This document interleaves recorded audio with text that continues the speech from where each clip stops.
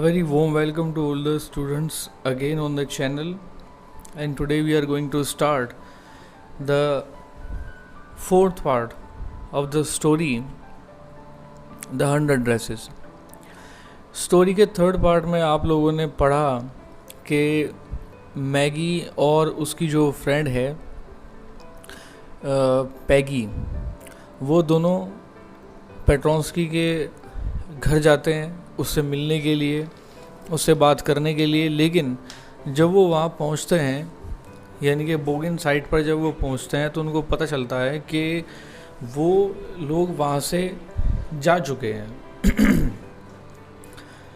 इस चीज़ को देखने के बाद जो पैगी है, पैगी को अफसोस नहीं होता है, लेकिन जो उसकी फ्रेंड है मैडी को थोड़ा सा पेट्रोंस्की के बारे में अफसोस होता है, और वो अपने मन ही मन एक कंक्लूजन पर पहुंचती है कि आइंदा से वो किसी के साथ कोई मजाक नहीं करेगी और उस मजाक का हिस्सा नहीं बनेगी, और अगर कोई व्यक्ति किसी दूसरे बच्चे को सताएगा या मजाक उड़ाएगा तो वो उसको सपोर्ट करेगी। जैसा पेट्रोंस्की के साथ में हुआ है और वो इस केस में कुछ कर नहीं पाई, वो इस गलती को नहीं दोहराएगी। अब आगे इससे पढ़ते हैं क्या होता है। On Saturday Maddy spend the afternoon with Peggy. They were writing a letter to Wanda Petronsky. It was just a friendly letter telling about the contest and telling Wanda she had won. They told her how pretty her drawings were, and they asked her if she liked where she was living and if she liked her new teacher. They had meant to say they were sorry, but it ended up with their just writing a friendly letter, the kind they would have written to any good friend, and they signed it with lots of X's for love. They mailed the letter to Bogin Sites, writing please forward on the envelope. अब दोनों सहेलियां क्या करती हैं कि Maddie Saturday की जो afternoon है वो पैगी के साथ में गुजारती है, और वो वांडा पेट्रोंस्की के नाम एक लेटर लिखती है, और ये केवल एक फ्रेंडली लेटर था उसको ये बताने के लिए कि उसने कॉन्टेस्ट जीत लिया है। और वो दोनों वांडा पेट्रोंस्की को ये बताना चाहती थी कि उसकी जो ड्राइंग्स थी वो कितनी सुंदर थी, और वो उससे पूछना चाहती थी कि वो जहाँ रह रही है वहाँ वो अच्छे से रह रही है, जो उसके नए टीचर है क्या उसको पसंद है। उनका उद्देश्य था इस लेटर के थ्रू उसको सॉरी कहलाना, लेकिन ये जो लेटर था ये एक फ्रेंडली लेटर में ख़त्म हुआ, क्योंकि ये उस तरह का लेटर लिखा गया जिस तरह से एक अच्छे दोस्त को लेटर लिखा जाता है। अब जब उसको साइन करने का नंबर आया तो उन्होंने उसके लास्ट में बहुत सारे एक्सेस बनाए प्यार के। उन्होंने उसको बोगिन साइट को मेल किया और नीचे लिखा प्लीज़ फॉरवर्ड, जो उसका ऊपर एनवेलप था। Days passed and there was no answer, but the letter did not come back. So maybe Wanda had received it. Perhaps she was so hurt and angry she was not going to answer. You could not blame her. दिन बीत गए लेकिन जवाब नहीं आया, और ना ही उस कोई लेटर आया वापस। हो सकता है कि वांडा ने इसको रिसीव कर लिया हो सकता है कि उसको पढ़ कर के उसको हर्ट हुआ हो, वो गुस्सा हो गई हो और वो जवाब ना दे रही हो इस बात का। इस सब चीज़ के लिए उसको ब्लेम नहीं किया जा सकता था। Weeks went by and still Wanda did not answer. Peggy had begun to forget the whole business, and Maddie put herself to sleep at night making speeches about Wanda, defending her from great crowds of girls who were trying to tease her with how many dresses you have go. And before Wanda could press her lips together in a tight line the way she did before answering, Maddie would cry out, "Stop!" Then everybody would feel ashamed the way she used to feel.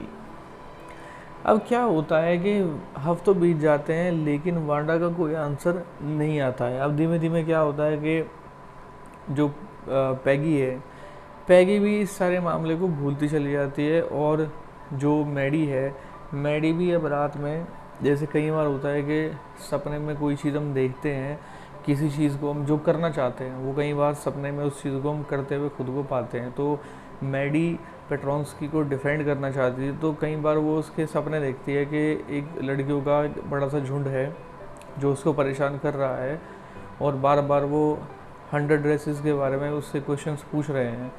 तो इससे पहले कि वो अपने होंठों को खोलकर उस बात का कोई जवाब दे पाती, मैडी उससे पहले ही चिल्ला करके बोलती है कि स्टॉप, और सभी लड़कियां रुक जाती हैं और उनको शर्मिंदगी महसूस होती है। तो ये जो फिनोमिना है, ये जो सब चीज़ है, ये सपने के अंदर घटित हो रहा है जो वो बार बार देख रही है। Now it was Christmas time and there was snow on the ground. Christmas bells and a small tree decorated the classroom. On the last day of school before the holidays, the teacher showed the class a letter she had received that morning. अब ये Christmas का समय था और ground पर snow बिछी हुई थी। क्रिसमस बेल और एक छोटा सा ट्री क्लासरूम में लगाए गए थे और इससे क्लासरूम को सजाया गया था। छुट्टी के दिनों से लास्ट के दिन टीचर ने पूरी क्लास को एक लेटर दिखाया जो उनको उस सुबह मिला था। You remember Wanda Petronski, the gifted little artist who won the drawing contest? Well, she has written me and I am glad to know where she lives because now I can send her medal. I want to read her letter to you. आप लोगों को Wanda पेट्रोंस्की, जो कि एक बहुत ही talented artist थी, वो आपको याद होगी, जिसने कि ड्राइंग कॉन्टेस्ट जीता था। उसने मुझे लिखा है और मैं बड़ी खुश हूँ ये जानकर के कि वो कहाँ रहती है। और अब मैं चूँकि जानती हूँ कि उसका पता ठिकाना, तो उसका जो मेडल है मैं उसके पास भेज दूँगी। और उसने मुझे लेटर लिखा है और मैं चाहती हूँ कि लेटर मैं आप लोगों के साथ शेयर करूँ। The class setup with a sudden interest and listen intently. अब क्लास जो है वो एकदम इंटरेस्ट लेने लगती है, एकदम इंटेंटली मतलब सुनने लगती है उसको। Dear Miss Mason, how are you and room 13? Please tell the girls they can keep those 100 dresses because in my new house I have 100 new ones all lined up in my closet. I would like that girl Peggy to have the drawing of the green dress with the red trimming and her friend Maddie to have the blue one. For Christmas I miss that school and my new teacher doesn't equalize with you. Merry Christmas to you and everybody. Yours truly, Wanda Petronski. तो Wanda पेट्रोंस्की ने letter के अंदर लिखा कि dear Miss mason, आप और जो room number 13 है वो कैसे हैं? प्लीज़ आप लड़कियों को बता दीजिएगा कि जो 100 ड्रेसेस हैं वो अपने पास रख सकती हैं, क्योंकि अब मेरा जो नया घर है मेरे पास उसमें और नई 100 ड्रेसेस हैं और सारी की सारी क्लोजेट में लगी हुई है। और मैं लड़कियों को, खासकर पैगी को बताना चाहूँगी कि वो जो ग्रीन ड्रेस की ड्राइंग है वो उसको रख सकती है जिसके रेड रंग से ट्रिमिंग हुई है। और जो उसकी दोस्त है मैडी, वो ब्लू रंग की ड्रेस को रख सकती है। खैर, आप सभी को मैरी क्रिसमस। और मेरा जो नया स्कूल है, जो नई मिस है, वो मुझे आप लोगों के साथ में कभी भी इक्वलाइज नहीं करता है। On the way home from school, Maddie and Peggy held their drawings very carefully. All the houses had wreaths and holly in the windows. Outside the grocery store, hundreds of Christmas trees were stacked, and in the window, candy, peppermint sticks, and cornucopias of shiny, transparent paper were strung. The air smelled like Christmas, and light shining everywhere reflected dyed colors on the snow. अब क्या होता है कि जब दोनों लड़कियां घर जा रही होती हैं, मैडी और पैगी, तो उनके हाथ में ड्राइंग्स होती हैं और बहुत सावधानी के साथ उन्होंने उन ड्राइंग्स को पकड़ा हुआ है। जब वो आसपास के इलाके से गुज़र रही हैं तो वहाँ के जो घर हैं, घरों की जो विंडोज़ हैं और जो घरों के दरवाजे हैं, घरों को जैसे फेस्टिवल्स के टाइम पे एक होता है कि घरों को तरह तरह की चीज़ से सजाया गया था और वो सजावट अलग ही दिख रही थी। जैसे हम लोग अपने यहाँ दिवाली के टाइम पर घरों को, अपने मकानों को, अपने मतलब जो भी चीज़ होती है, ऑफिस है, घर है, जो भी चीज़ है, उन सभी को हम सजाते हैं। तो ठीक उसी तरीके से because it was the occasion of Christmas, तो सभी लोगों ने अपने अपने घरों को क्रिसमस ट्री से और डिफरेंट डिफरेंट डेकोरेशन से उसको सजाया हुआ था, जिसको दोनों की दोनों लड़कियाँ देख रही थी। Boy, said Peggy, this shows she really likes us, it shows the code our letter and this is her way of saying that everything all right and that's it. Peggy ने कहा, ओ भाई, ये इसका मतलब ये शो करता है कि वो हमें वास्तव में पसंद करती है, और इससे ये साबित होता है कि उसको हमारा लेटर मिला, और इस तरीके से जो उसने बात कही है वो एक तरीका ये शो करता है कि सब कुछ ठीक है बस। I hope so, sad Maggi sadly. She felt sad because she knew she would never see the little tight-lipped Polish girl again and could not ever really make things right between them. हाँ, मुझे उम्मीद है, Maddie ने बहुत दुखी होकर के कहा। उसको बड़ा दुख महसूस हुआ। क्यों?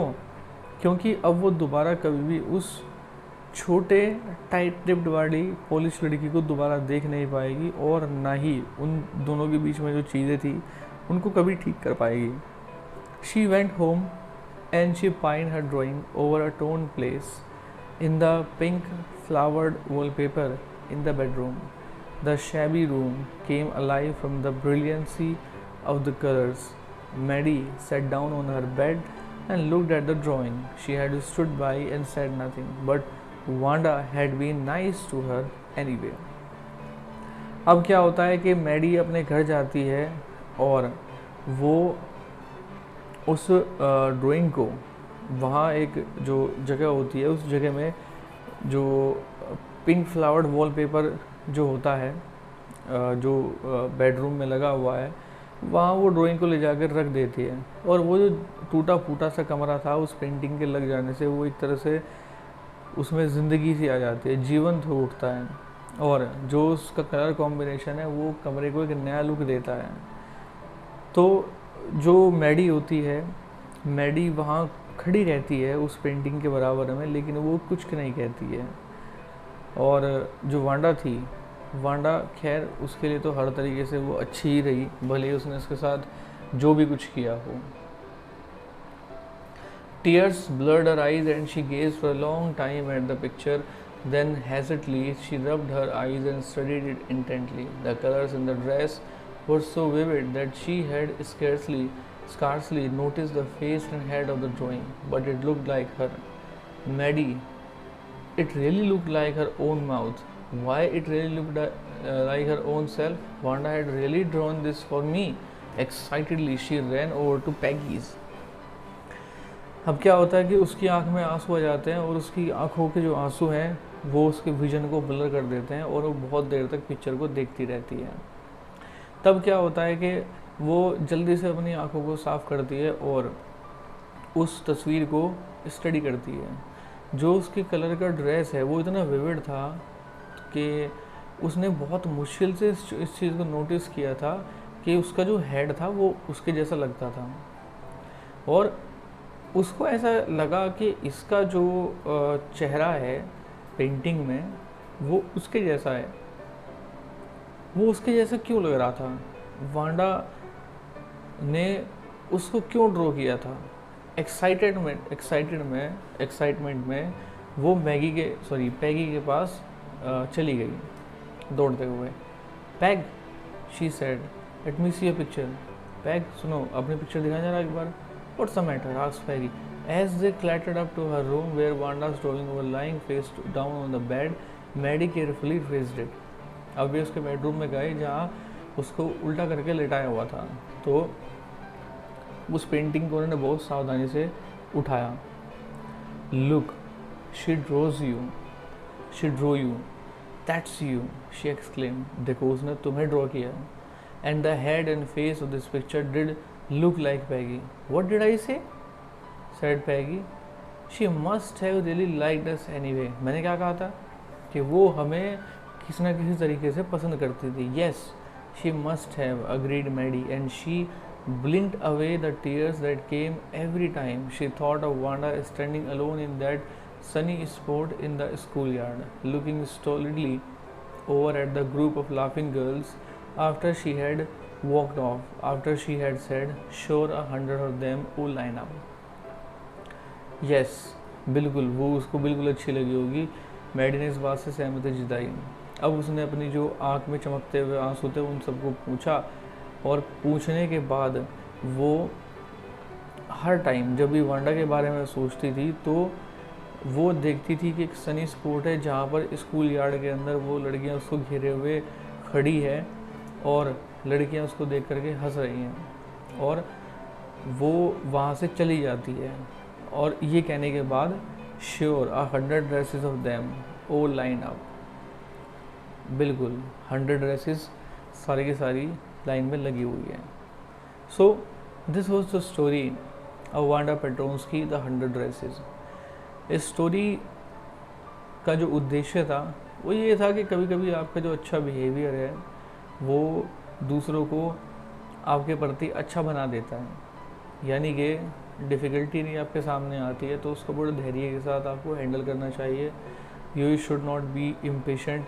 आपको स्थिति के परिवर्तित होने का इंतज़ार करना चाहिए. जैसे वांडा पेट्रोन्स्की के केस में हमें देखने को मिला, पढ़ने को मिला कि पैगी और मैडी, दो लड़कियाँ जो उसको सबसे ज़्यादा परेशान करती थी, आखिर में आकर के वो उसकी सबसे अच्छी जो सहेलियाँ थी वो बन गई और उनके बीच में सब कुछ ठीक हो गया. So this was the story. I will be meeting with you with next story in our next video. Till then, thank you very much.